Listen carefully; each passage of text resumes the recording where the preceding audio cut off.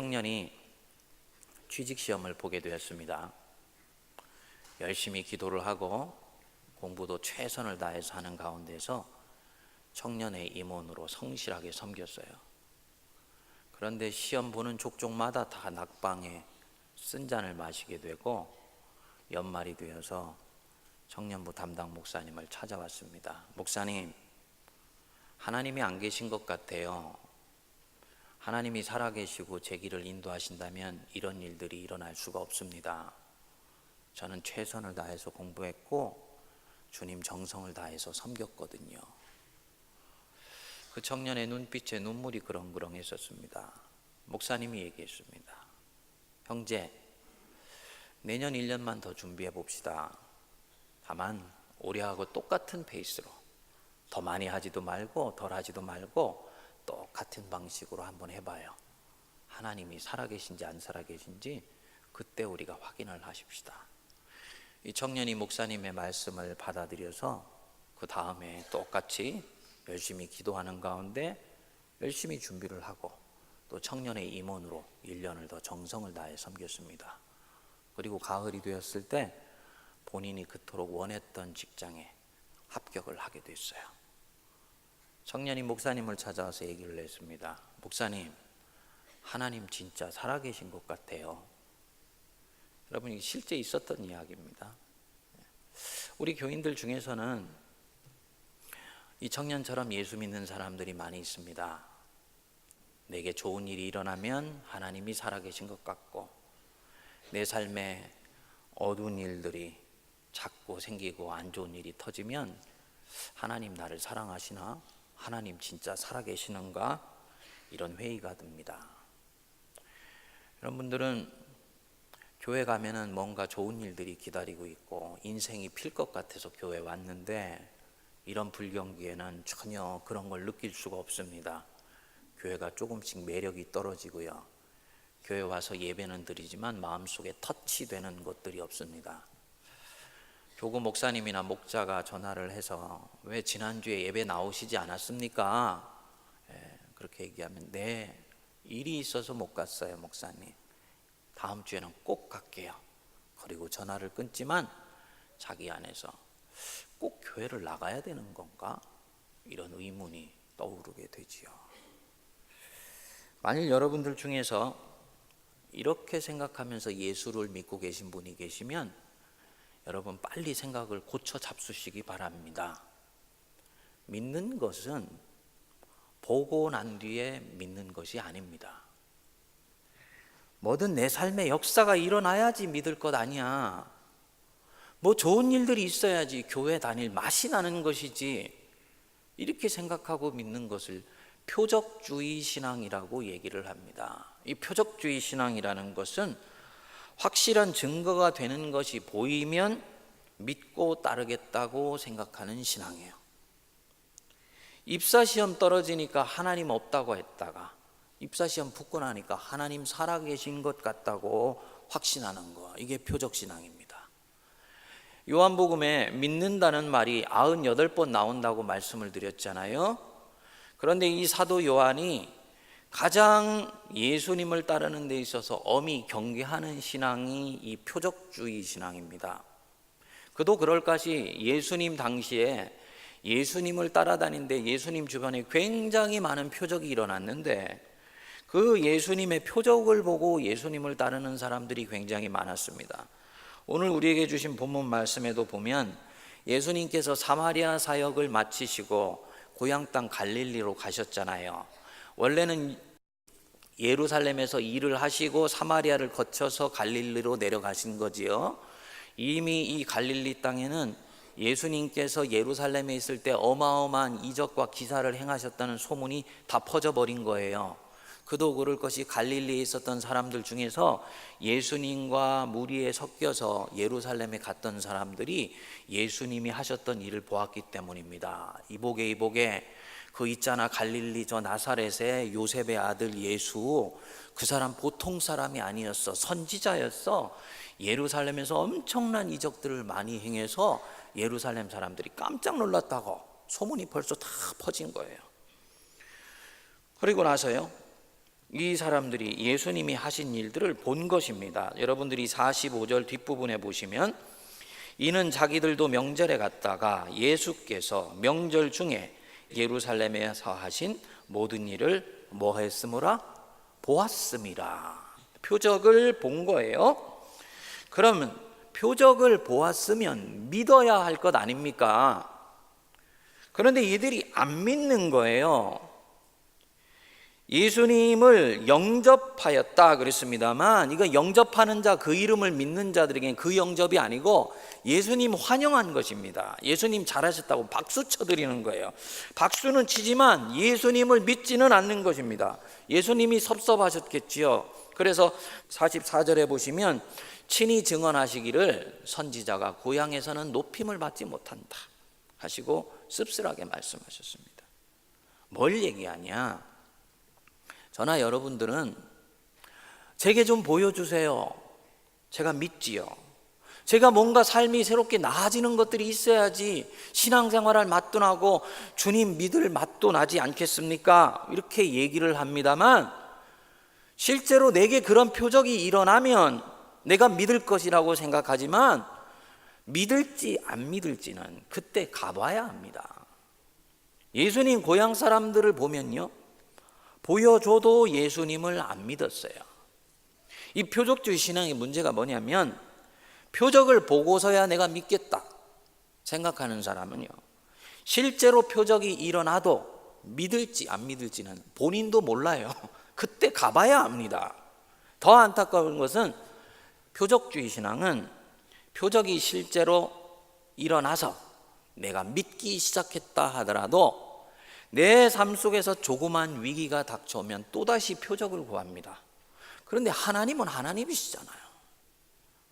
하나님이 내 생각과 내 뜻대로만 움직이면 그분은 하나님이 아니지요. 표적을 주실 수도 있지만 주님은 내 계획과 플랜에 따라 움직이시는 분이 아니기 때문에 내가 표적을 구한다고 해서 바로 표적을 주시지 않아요. 역사가 일어나지 않는 것처럼 보이는 경우도 있습니다. 그럼 이때는 이 표적 보고 따랐던 사람은 다 주님으로부터 떠나는 것입니다. 실제로 예수님 당시에 표적을 따라서 예수님 따라다녔던 사람들 다 예수님 십자가에 못 박고 다 예수님 배반했습니다. 제가 목회를 하다 보면 이런 성도들을 너무너무나 많이 만납니다. 어느 날 갑자기 안 믿던 사람인데 갑자기요, 믿음이 너무너무 좋아졌어요. 아니 웬일이야, 교회를 다 나가고 나 사실 이런 사정이 있어서 교회 나가는데 진짜 하나님 살아계시더라. 하나님이 일을 풀어주시는데 무섭게 풀어주셔. 그래가지고요, 뭐 안 하던 11조도 하고 마음이 후끈 달아서 가지고 목사보다도 믿음이 더 좋은 것 같아. 몇 년이 지나가 보니까 교회를 안 나가요. 왜 교회를 안 나가냐 그랬더니, 야 그것도 지나보니까 잠시더라. 별로 주님이 일하시지 않는 것 같아. 하나님 없는 것 같아. 본인이 힘들고 어려워지면 예수님 배반하는 것입니다. 그런데 이 지방에 병든 아들 때문에 가슴이 수검덩이가 된 왕의 신하가 살고 있었습니다. 유대에서 예수님의 명성을 이미 듣고 갈릴리에서 마음으로 기다리고 있었던 것 같아요. 예수님 오시면 병든 내 아들 위해서 한번 찾아가 봐야 되겠다. 그래서 예수님이 오셨다는 얘기를 듣고 예수님을 찾아갔습니다. 주님, 우리 집에 내려오셔서 우리 아들을 좀 고쳐주십시오.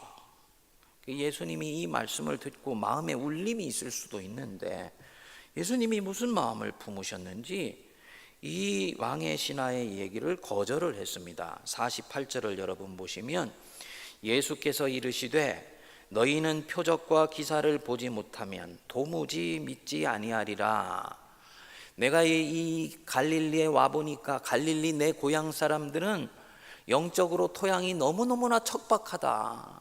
그들은 보여주지 않으면 믿지 않고 보여줘도 믿지 않는 영적으로 척박한 토양에 있는 사람들이다. 너도 그 중에 하나가 아니겠느냐. 표적을 보지 아니하고 기사를 보지 아니하면 도무지 믿지 아니하는다. 그랬더니 이 신하가 도망가지 아니하고요, 예수님 앞으로 더 바짝 당겨 앉았습니다. 그래서 49절 보십시오. 신하가 이르되 주여 내 아이가 죽기 전에 내려오소서, 또다시 자기 집으로 와달라고 주님을 초청을 하고 간청을 한 거예요. 예수님이 이 말씀에 마음이 움직였던 것 같습니다. 50절에 우리 같이 한번 읽어보겠습니다. 시작. 예수께서 이르시되 가라, 네 아들이 살아있다 하시니 그 사람이 예수께서 하신 말씀을 믿고 가더니. 여러분, 좀 이상해요. 예수께서 이르시되 가라, 네 아들이 살아있다 하시니. 이 왕의 신하는 예수님을 지금 모시러 왔잖아요. 그래서 2번씩이나 반복해서 내려오소서, 내 아들의 병을 고쳐주소서, 예수님 모시고 가려고 여기에 왔거든요. 성경에는 나와 있지 않지만 주석책을 찾아보면 이 왕의 신하가 살던 곳에서 예수님 계신 것까지는 대략 한 35km 정도가 떨어진 곳이라고 얘기를 합니다. 그 먼 곳을 걸어서 왔으니까 당연히 예수님을 모시고 가야 되는 거예요. 예수님을 모시고 가서 자기 아들 밑에다가 딱 내려놓고 주님이 안수기도 하셔서 낫게 되는 것 보고 믿는 것입니다. 이게 표적을 쫓는 신앙이에요. 그런데 예수님이 뭐라 그러셨습니까? 가라, 네 아들이 살아있다 하시니 그 사람이 뭐라 그랬습니까? 예수께서 하신 말씀을 믿고 갔다. 예수께서 하신 말씀을 믿었다는 거예요. 어쨌든 예수님을 모시고 집에 가야지 되는데 예수님이 하신 말씀만 믿고 아들이 살아있다고 얘기하니까 그 말씀을 신뢰하고 확신하고 그냥 간 것입니다. 예수님 모시러 왔었는데 예수님 없는 홀로 가는 믿음의 걸음을 기꺼이 단행한 것입니다. 여러분, 이것이 참된 믿음의 시작입니다. 왕의 신하는 예수님의 말씀을 믿은 것입니다. 이 이스라엘에 있는 이 갈릴리인들이 예수님의 말씀을 믿지 않고요, 표적을 봐야 믿고 표적도 믿지를 않았습니다. 반면에 그 위에 보시면 사마리아인들 보십시오. 41절에 얘기하기를 예수의 말씀으로 말미암아 믿는 자가 더욱 많았다. 괄세받고 따돌림받고 믿음 없고 불경하다고 손가락질 당했던 이 사마리아 사람들은요, 예수님의 말씀 자체로 말미암아 믿는 사람들이 대단히 많았다는 거예요. 내가 믿음이 있어요. 저 믿음이 있다니까요. 뭘 믿습니까? 여러분, 뭘 믿나요? 주님께 기도하면 주님이 내게 먹을 것과 입을 것 주신다는 것 믿나요? 주님이 내 피난처가 되고 안식처가 되고 나의 보호처가 되주신다는 것, 그거 믿습니까? 좋은 믿음이에요. 근데 요한복음이 얘기하는 그 사람이 믿는다 이렇게 얘기를 할 때는요, 그 사람이 하나님의 말씀이 참이고 옳으며 그것은 그대로 된다는 것을 믿는 것입니다. 개신교 신앙인들이 올해 이제 10월 달이면은 종교개혁 499주년 아닙니까? 개신교 신앙이 카톨릭 신앙과 결정적으로 갈라지는 지점은 바로 이 부분입니다. 개신교 신앙은 성경 66권이 하나님의 말씀인 것을 믿습니다. 그리고 이 말씀이 참이기 때문에 여기에 나를 던질 수 있는 거예요. 이게 믿음이에요. 이 왕의 신하는 예수님 데리러 왔는데 네 아들 살아있다 하는 말을 듣고는요, 그 말씀이 진정성 있는 살아계신 하나님의 말씀으로 믿고 받아들여지면서 그 말씀에 자기를 걸었어요. 이게 믿는 것입니다. 그래서 어떻게 했습니까? 예수님의 말씀을 믿고 어떻게 했다고요? 50절 뒷부분에 갔다 그랬잖아요. 행동으로 옮겼다는 얘기거든요. 예수님 모시러 왔었는데 예수님이 같이 안 가시는데도 말씀이 자기 속에서 역사하시니까 말씀 붙들고 그 믿음의 걸음을 단행하는 것입니다. 우리 성도들이 믿는다 하지만 제가 볼 때는 이 믿고 가더니 이게 없어요. 여러분들이나 저나 좋은 말씀을 얼마나 많이 듣습니까? 여러분들이 이제는 애지간한 말씀 들어서는 아멘도 안 나와요. 아주 이 현대교회에서는 목회하는 게 너무 힘들어졌습니다. 이 인터넷 잘못이에요. 이 원수 같은 인터넷. 성도들이 그래도 믿음이 있는 것이 주일날 꾸벅꾸벅 좁니다. 저분이 어쩌거나 나중에 얘기를 들어보면요, 그때는 졸지만 월요일날 인터넷을 탁 켜고 말씀을 듣는다는 거예요. 그걸로 모자라면 인터넷에 들어가가지고 온갖 서울 경기 지역에 있는 좋은 목사님 설교는 다 듣잖아요, 여러분들이. 그러니까 귀가 얼마나 큰지, 얼마나 여러분들이 머리가 이게 묵직한지 모릅니다. 그런데 믿음이 안 자라더라고요. 왜냐? 믿고 가더니 이 가는 게 없는 거예요. 말씀을 믿었으면 거기에 내 삶의 자그마한 조각이라도 던져야 되는 것입니다. 내가 새벽 기도 해야지. 이게 믿음이에요. 믿음의 결심입니다. 그럼 어떻게 해야 됩니까? 새벽 기도 나와야지요. 하다가 쓰러지고 넘어지더라도 나와야죠. 내가 사랑해야지. 어떻게 해야 됩니까? 사랑하려고 노력해야 되는 거예요. 이게 믿고 가더니입니다. 근데 믿기는 믿는다 그러더니 안 가니까 표적이 그 사람의 삶에서 절대로 일어나지를 않습니다. 표적이 일어나지 않으니까 살아계신 하나님이 내 삶에 역사하신다는 것을 눈으로 확인할 수가 없는 거지요. 이 왕의 신하의 믿음이 참 귀한 믿음인 것이 뭐냐면 말씀을 믿고 갔어요. 그리고 내려가는 길에서 자기의 종을 만났습니다. 병이 나왔습니다. 아드님 병이 나왔습니다. 그랬더니 언제 그런 일이 일어났냐 그랬더니 어저께 7시에 그 일이 일어났습니다. 손가락으로 따져보니까 예수님이 말씀하신 바로 그때 나은 거예요. 그러니까요, 믿고 행동에 옮기니까 그 믿음의 행동이 하나님의 능력을 불러와서 표적의 역사가 나타난 것입니다. 그리고 나서는 53절을 보십시오. 그의 아버지가 예수께서 네 아들이 살아있다 말씀하신 그때인 줄 알고 자기와 그 온 집이 다 뭐라고요? 믿으니라 그랬잖아요.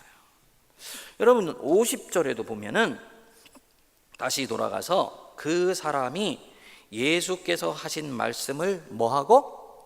믿고. 아니 50절에 믿는 건 뭐고 53절에 믿는 거는 뭐예요? 헬라어로는 둘 다 에피스티온으로 나와 있습니다. 뭐가 다릅니까? 다르지요. 요한복음에서는 믿음은 잘하는 것이라 그랬잖아요. 믿음은 명사가 아니다. 믿음은 쟁취하고 붙들고 내 안에 간직하고 있는 것이 아니라 믿음은 생명의 씨앗처럼 계속 자라는 것이라고 얘기를 했습니다. 처음에는 씨앗 단계에서 미미하고 연약한 것처럼 시작되었는데 믿음은 크기와 상관없어요. 겨자씨만한 믿음만 있다고 이 산으로 들리고 저 바다로 빠지라 하면 그대로 될 것이다. 왜냐? 믿음은 크기의 문제가 아니라 질의 문제이다. 네가 믿음에 생명이 있고 거기에 네 자신을 걸면 그 믿음은 자라가는 거야. 그래서 처음에는 하나님의 말씀을 믿고 그 말씀을 신뢰해서 조바심 치는 마음으로 달달 떠는 마음으로 여러분들이 발걸음을 옮깁니다. 옮겼더니 죽을 것 같은데 안 죽네. 철봉에 매달려 있는데 놓으면 낭떠러지 떨어질 것 같은데 안 떨어지네. 주님이 기가 막힌 당신의 배침대로 탁 바치고 계신 것을 보는 거예요. 이게 표적이에요. 아, 하나님이 살아계시구나. 예수님이 내 인생의 구원자시구나. 그리고 나서는 이 왕의 신하가 어떻게 했습니까? 자기와 자기 온 집이 뭐라고요? 다 믿으니라. 이제는 뭘 믿습니까? 하나님께서 내 인생의 주관자시고 구원자시라는 걸 믿는 거예요. 예수 그리스도께서 내 삶의 유일한 해답이라는 걸 믿는 것입니다. 20년 30년 이곳저곳을 들쑤셔서 돌아다녀보고 온갖 진정으로 내 삶의 탈출구를 찾아다녀봤지만 그 어느 곳에서는 내 영혼에 둥지를 둘 수 있는 곳이 없었어요. 삶의 해답이 없었습니다. 영혼은 늘 공고하고 마음은 늘 가슴 한 곳이 뻥 뚫려 있는 것 같았어요. 그런데 이 일을 경험하면서 예수 그리스도께서 내 인생의 정답이시고 그분이 삶의 구원자시라는 것들이 마음에 믿어지게 된 거예요. 그래서 주는 그리스도시요 살아계신 하나님의 아들이신 것을 내가 믿습니다. 예수님을 자기 인생의 구주로 통째로 받아들이는 거죠. 그래서 예수께 이제부터는 자기를 온전히 걸기 시작하는 것입니다. 이것이 자기와 그 온 집이 다 믿으니라요. 이 가나의 혼인잔치에 의해서 이 표적이 두 번째 표적인데 첫 번째 표적과 비슷한 것 같지만 다른 부분이 있습니다. 53절에도 보면 자기와 그 온 집이 믿으니라 그랬죠. 2장 11절 여러분 한번 돌아가 보십시오. 예수께서 이 첫 표적을 갈릴리 가나에서 행하여 그의 영광을 나타내심에 제자들이 그를 뭐하니라? 믿으니라 그랬잖아요. 근데 이 같은 표적인 것 같지만은 표적이 다른 부분이 있습니다. 첫 번째 표적을 예수님이 행하실 때 제자들이 물이 포도주로 바뀔 때 아무것도 한 일이 없습니다. 제자들은 옆에서 지켜만 보았어요. 그리고 나서 예수를 믿었습니다. 옆에서 표적을 지켜보기만 하고 표적이 일어나도록 자기가 거들거나 결단하지 않았을 때는 예수를 믿는데 메시아로 믿는 게 아니에요. 예수님을 이제 신뢰하기 시작했다 그 말입니다. 그래서 뒷부분에 가면 사마리아 땅에 갔을 때 양식 구하러 왔다가 예수님한테 이 제자들 믿었다고 얘기하는 제자들이 뭐라 그럽니까? 랍비어라고 얘기를 하잖아요. 선생님이여 이 뜻이에요. 가르쳐주는 선생으로 고백한 것입니다. 반면에 두 번째 표적에서 왕의 신하는 달라요. 표적이 일어날 때 그 표적 속에 자기를 던지는 역사가 있었습니다. 그리고 예수님을 믿었어요. 던져서 순종하고 났더니 믿을 때는요, 예수님을 자기 생애 구세주로 믿기 시작합니다. 두 사람이 지형이 다른 거죠. 사랑하는 여러분, 예수님 믿습니까? 뭘 믿습니까? 요한은 요거를 다시 되물어요. 네 믿음이 지금 어디에 와 있느냐? 씨앗에 불과한 믿음이냐? 아니면 그 씨앗도 이미 세상의 고난에 의해서 쌈겨져 버려서 생명을 잃어버린 씨앗이냐? 아니면 네 믿음이 자라서 그리스도를 네 인생의 구원자로 구세주로 믿는 신앙이냐?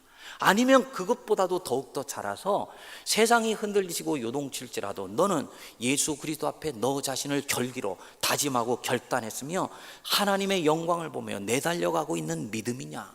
이것을 끊임없이 묻습니다. 그리고 이 믿음이 역사를 만들어요. 여러분들 중에서 일주일 동안을 세상 속에서 치열하게 몸부림치다가 주일날 몸이 납덩어리 같이 무거운 가운데서 일어나는 분들이 계세요. 아침 일찍이 그런 가운데서 일어나서 교회 학교 나와서 말 안 듣는 애들 씨름하면서 섬기고, 성가대에 앉아서 하나님 찬양하고, 주차장에서 만나홀에서 보이지 않는 곳에 봉사합니다. 주변에 있는 친구들은 이분들을 보고 그럽니다. 도대체 뭐 하려고 그렇게 치열하게 사냐? 교회를 나간다고 네가 누구에게 승진을 시켜주냐? 아니면 이 불경기에 떡을 갖다 주고 빵을 갖다 주니? 네가 사는 그 삶의 의미가 정말 있는 것인지, 의미가 있는 삶인지 네가 어떻게 알 수 있느냐? 묻습니다. 이게 진짜 의미 있는 삶인지 어떻게 알 수 있습니까? 없어요. 그렇지만 이 사람은 얘기를 합니다. 나는 믿음으로 알아. 마른 막대기 같은 곳에서 척박한 영적 토양 위에서 묵묵히 눈물을 흘리며 씨를 뿌리는 평신도 사역자들이 있습니다. 나오라고 해도 나오지 않고 늘 이리 뺀질 저리 뺀질 대면서 목자를 피해 다녀서 목자의 애를 닳게 하는 성도들이 있어요. 지치고 힘들지요. 그런데도 계속 그 성도의 마음의 문을 두드립니다. 당신이 하는 그 사역이 정말 당신이 기도하고 있는 이 성도를 통해서 열매 맺을 수 있는지 어떻게 알 수 있습니까? 어떻게 알 수 있습니까? 믿음으로 하는 거예요. 믿음으로. 이것은 누가 내게 보여주지도 않습니다. 내 손에 얹혀주지도 않아요. 내가 지금 이 부분들에도 확신하고 나아갈 수 있도록 나에게 느껴지게 해주지도 않아요. 뿌려도 끝이 없는 것고 밑 빠진 독에 물 붓는 것처럼 한없이 부어만 줘야 되는 이 시기를 터덜터덜 걸어갈 수도 있습니다. 어떻게 이것이, 이 마른 막대기가 언젠가는 자라서 어마어마한 믿음의 숲을 이루고 밀림을 이루어서 하나님 영광 드러낸다는 것을 알 수가 있습니까? 알 수 있지요. 무엇으로? 믿음으로. 그래서 이 믿음을 얘기하기를 믿음은 바라는 것들의 실상이요 보지 못하는 것의 증거니 선진들이 이로써 증거를 얻었느니라 그랬잖아요. 믿음은 바라는 것들의 실상이다. 내가 바라는 것이 있다. 내가 보황제일궤를 바라보면서 뼈에 저리도록 사모하면서 기다리는 것들이 있다. 바라는 것들입니다. 그것들이 5년, 10년이 지났을 때 실제로 실상이 되어서 이루어지게 된다는 것들을 어떻게 알 수 있습니까? 믿음으로. 보지 못하는 것들의 증거예요. 보이는 세계가 전부가 아니라 살아계신 하나님이 역사하신다. 요한복음 1장 1절에서 믿음의 근거를 분명히 얘기를 했잖아요. 태초에 하나님이 말씀으로 천지를 만드셨다 그랬어요. 이 세상은 물질로 만들어진 것이 아니고 탄소나 원자, 분자로 만들어진 것이 아니고 하나님의 말씀으로 만들어졌다는 것을 내가 믿습니다. 무엇으로요? 보지 아니하고 주님이 그렇다고 말씀하셨기 때문에 나는 거예요. 이게 믿음이에요. 보지 못하는 거, 그럼에도 꿰뚫어 봅니다. 무엇으로? 믿음으로. 여러분, 그렇기 때문에 이 믿음의 걸음에서는 절대로 내 손에 움켜쥐는 것을 먼저 생각하지 않습니다. 좀 느껴지게 해봐, 내가 믿을 수 있게. 좀 경험 좀 시켜줘봐, 내가 예수님께 던져질게. 이렇게 얘기하지 않아요. 그것은 믿음이 아니기 때문입니다. 보고 믿는다면 믿음이 아니죠. 보고 믿는다면 그냥 보는 것은 보는 것으로 끝나는 거지요. 진짜 믿음은 보지 않는 가운데서 주님이 내게 말씀하셨기 때문에 신락 같은 그 연약한 떨리는 실존의 고통과 두려움, 자기도 확신할 수 없는 자기 자신의 그 가련한 모습들을요 달달달달 떠는 가운데서도 하나님이 내게 말씀하셨으니까 라고 생각하면서 주님께 자기 자신을 내려놓는 거예요.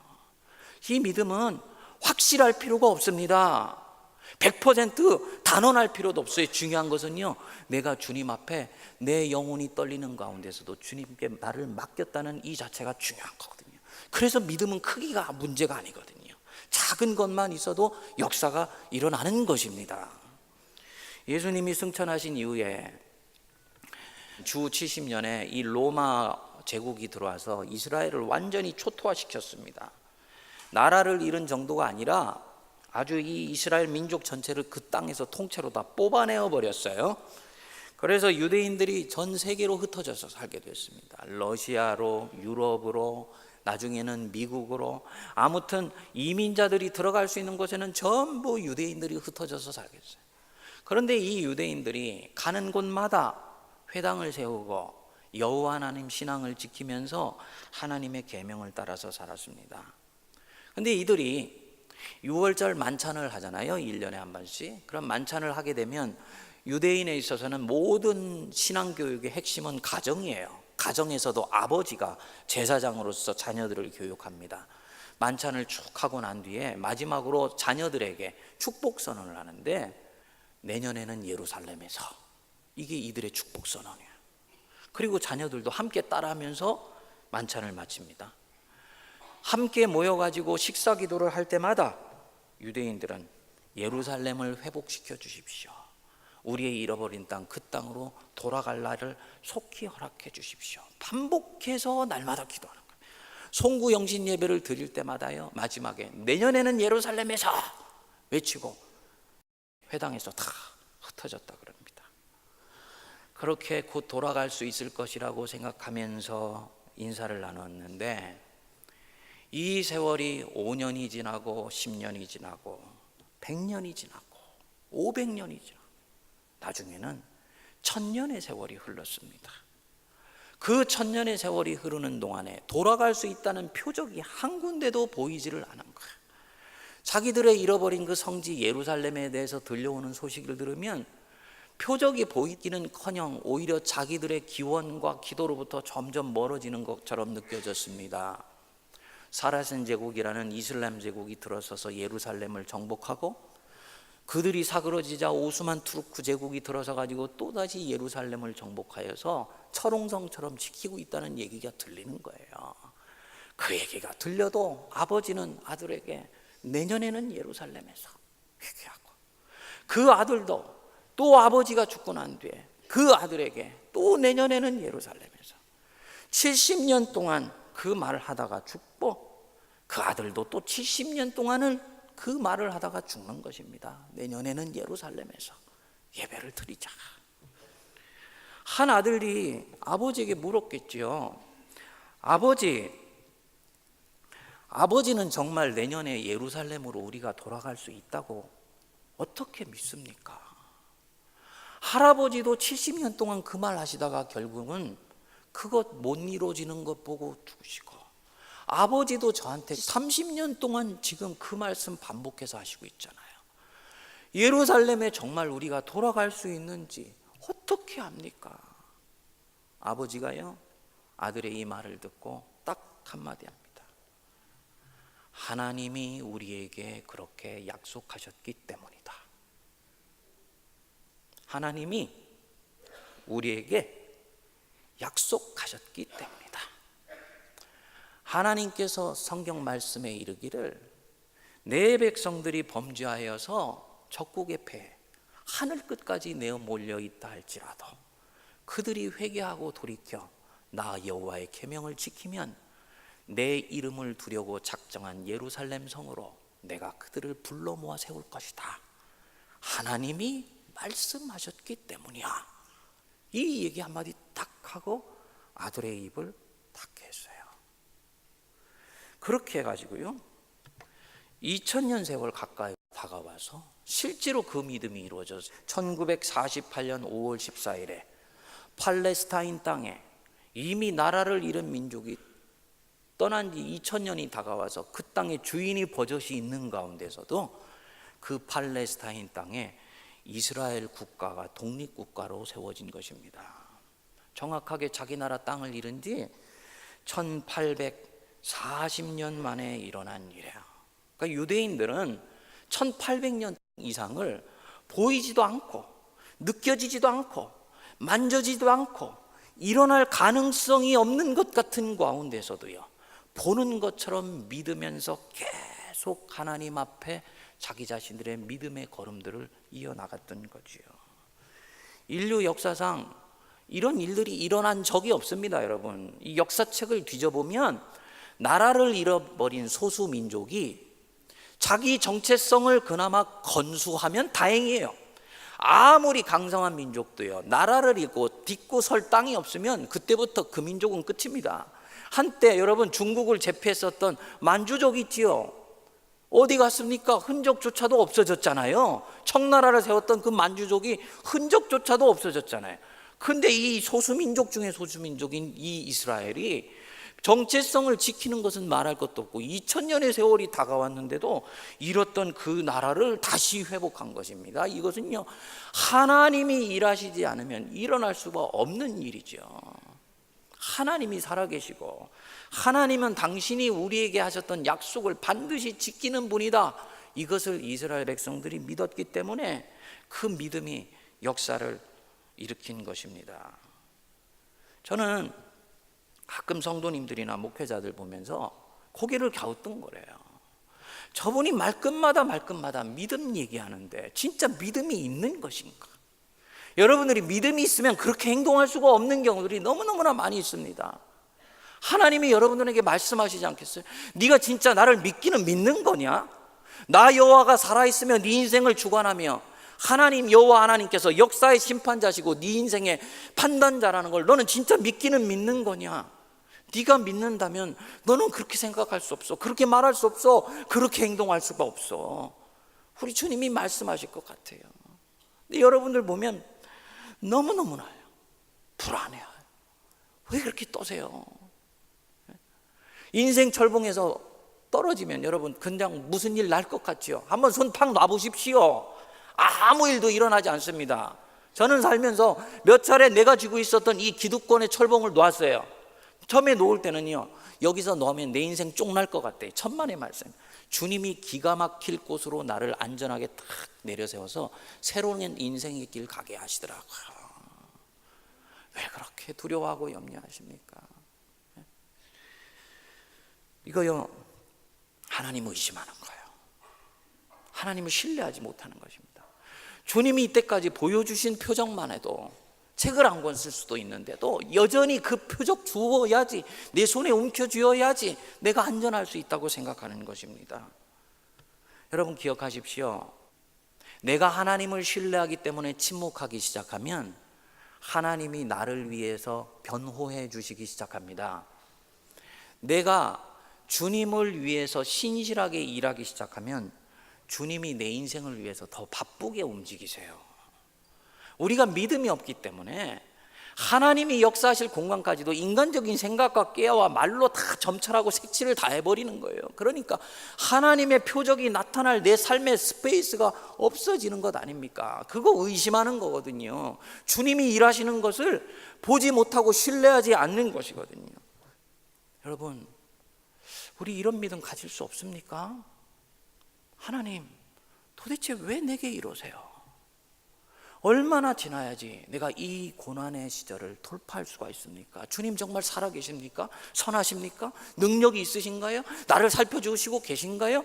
내가 혹시 잘못된 곳에 와서 헛물을 켜고 있는 것은 아닙니까? 이것이 내가 볼 때는 굉장히 이성적인 질문이고 당당한 질문이고 아들이기 때문에 물을 수 있는 질문인 것 같지만 잠잠히 생각해 보십시오. 나는 정말 주님 앞에 주님 뜻이 계시죠? 하고 그분을 있는 그대로 받아들여 본 적이 있는가? 여러분, 뜻이 있으시겠지? 담백하며 단순하게 주님을 신뢰할 수 있는 이 믿음 가지실 수 있게 되기를 바랍니다. 오늘날 우리 한국교회에서 정말 필요한 것이에요. 바로 이 믿음입니다. 이 믿음, 능치 못할 것 없는 하나님 앞에 나가서 내가 원하는 것 쟁취하는 믿음이 아니고요, 이스라엘 백성들처럼 1900년 이상을 하나님을 신뢰하면서 자기가 갔던 걸음을 계속 걸어갈 수 있는 이 굴기 있는 믿음, 이게 필요해요. 내 인생에 대해서 이루어지지 않았다 할지라도 주님은 반드시 당신의 일들을 하실 수 있다는 것을 믿는 것이 이 믿음입니다. 예레미야를 하나님께서 세우실 때 예레미야가 처음에는 사명 감당 안 하려고 그랬잖아요. 나는 아이라 말할 줄을 모릅니다 얘기를 했더니 하나님이 예레미야한테 얘기했어요. 내가 너를 열방 만국 위에 세우고 너로 뽑으며 파괴하며 파멸하며 무너뜨리며 건설하며 심게 할 것이다. 그러니 너는 가라. 예레미야가 그 소명의 말씀 붙들고 갔습니다. 갔더니 사명을 감당하는데 백성들이 환영하고 자기 박수 쳐주면서 기다리고 있는 것이 아니고 하나님 말씀 똑바로 전한다고 백성들에게 심판 얘기한다고 돌팔매질하고 옥에 집어넣습니다. 고생 죽실하게 하고 결국은 예레미야가 바벨론의 이스라엘 백성들 다 포로로 붙들려고 하고 난 뒤에 전설에 의하면 흩어진 이스라엘 백성들 데리고 애굽에 내려갔다가 거기서 이스라엘 자기 동족에게 돌팔매 맞아 죽고 인생이 마무리된다고요. 그런데 그렇게 끝난 것 같았던 이 예레미야 인생이요, 70년 바벨론 포로 생활을 마치고 이스라엘 백성들이 고국에 돌아와서 예레미야가 했던 그 말들이 머릿속에서부터 하나씩 둘씩 부활하여 일어나기 시작하면서 예레미야가 했던 그 모든 예언의 말이 한 세대 두 세대를 지나서 백성들 속에 살아계신 하나님의 말씀으로 부활되어 난 것입니다. 그래서 그의 말이 3대 만에 이스라엘 백성들을 뽑고 파괴하며 파멸하며 건설하며 새롭게 재건하는 영적 능력으로 다시 소생된 거예요. 이게 믿음이에요. 이게 기독교 신앙이 우리에게 얘기해주는 믿음의 본질입니다. 오늘날 하나님이 저와 여러분들에게 이 믿음 보기를 원하십니다. 여러분 교회에 대해서 사람들이 손가락질할 때 여러분들 그것에 대해서 절대로 편승하면서 내가 그런 얘기들을 함께하는 것 때문에 나는 굉장히 교회에 대해서 비판적인 건강한 의식을 가지고 있다고 착각하지 마십시오. 교회는 내 영혼의 어머니예요. 내 조상 대대로부터 내 부모님들과 내 할아버지 할머니가 뼈를 묻은 곳입니다. 무엇보다도 하나님이 당신의 몸을 두기로 작정하신 곳입니다. 그래서 세상에 누가 교회를 보고 뭐라고 얘기를 할지라도 결국 교회만이 세상의 희망이고 인류의 빛이고 소금인 것 믿으시기 바랍니다. 교회는 반드시 승리하게 되어 있습니다. 하나님의 백성들이 주님 사랑하기 때문에 하는 모든 일들은 다 합력해서 선을 이루게 되어 있어요. 내가 보지 못할 뿐이지 이루어지게 되어 있습니다. 이거를 믿어야 그 사람이 성도고 믿음 가진 사람입니다. 그런데 오늘날 보면 목회자들도 그렇고 성도들도 그렇고 믿음이 너무너무나 없어요. 여러분 영적으로 공부 열심히 하십시오. 지금의 때는 대충 믿는 때가 아니에요. 하나님께서 포항에 어려움 주셨다. 언제까지 우리 어려움 타령하겠습니까? 주신 데는 뭐가 있다? 뜻이 있으시겠지. 뜻이 있는 거예요. 포항의 믿음이 하나님이 정결한 것 아시고, 이 믿음을 더욱더 정금처럼 벼리시고 깎으시고 다듬어 주셔서 영적으로나 정신적으로 황망하여졌고 오염되어 있는 이 한국교회 전체 안에 갈릴리 해변에 있었던 예수님의 제자처럼 믿음의 선한 파장을 끼치게 하시려고 우리 포항에 있는 교회들을 연단하신 기회로 사용하시고 계신 것 믿으시기 바랍니다. 그래서 이때는 그저 안 되니까 달라고, 힘드니까 졸라대는 것들이 중요한 것이 아니고, 주님 정금 같은 믿음 갖게 해주십시오. 왕의 신하처럼 올 때는 어떻게든지 주님 손 붙들고 가서 주님 내 마음의 소원 앞에 세워서 주님의 능력으로 표적 얻는 것이 목적이었지만, 이제는 주님의 말씀 살아있고 힘이 있으며 그 말씀이 반드시 이루어지는 것 믿기에 저는 주님 말씀에 내 인생 겁니다. 그렇게 갔을 때 하나님이 저와 여러분들 인생 통해서 역사하시고 하나님의 선한 일 일으켜 세워주시며 당신이 작정하셨던 뜻 이루셔서 영광 받으실 것 믿으시기 바랍니다. 기도.